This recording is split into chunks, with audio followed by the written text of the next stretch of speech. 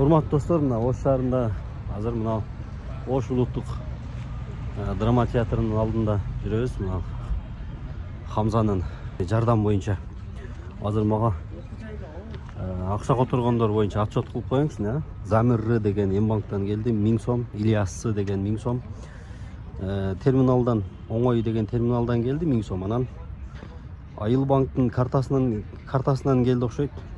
Аты жөнү жок 200 сом. Айыл банктын дагы бир ошондойунан келди 100 сом. Гүлмира О деп 50 сом келди, Нурлан О деп 200 сом келди, Гүлзар Б деп 400 сом келди достор.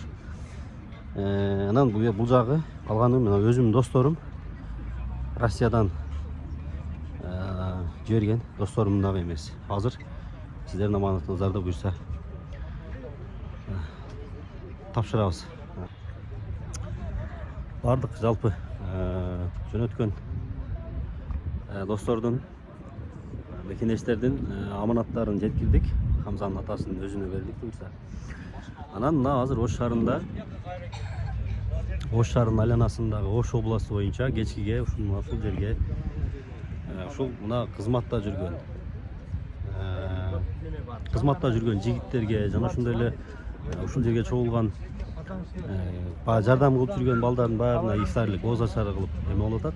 Эгерде каалоочулар болсо суусун көтөрүп, нанын көтөрүп, курмасын көтөрүп келсеңиздер болот. Азыр бул жакта Аталкул мырза дагы өзүнүн баракчасына жарыя кылды. Ошол драма театрынын алдына келип атагыңыздар болсо атап, ооз ачтырып, соопко да иштеп кетсеңиздер болот достор.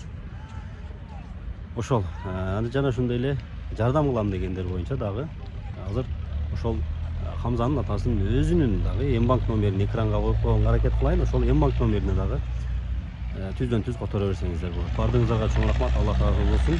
Хамза энебиз, Хамза бөбөгүбүз буюрса жакшы болуп, элге, жерге, мекенге кызмат кылган мыкты азаматтардан, эр жигиттерден болот деп ишенели. Барыңыздарга чоң рахмат.